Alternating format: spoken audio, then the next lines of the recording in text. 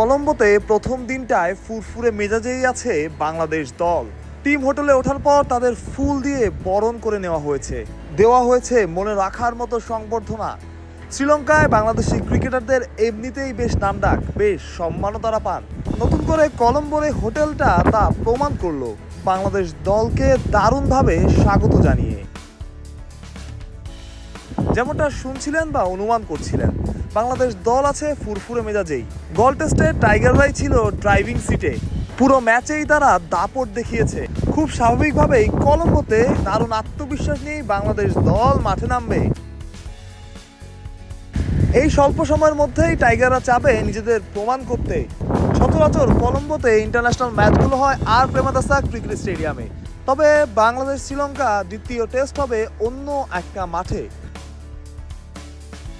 ক্রিকেটাররা আছেন যে যার মতো, একটু রিল্যাক্সেই সময় কাটাচ্ছেন, কিন্তু মাঠে নিশ্চিত করে সেটা থাকবে না। বাংলাদেশ দাপটই দেখাতে চাইবে।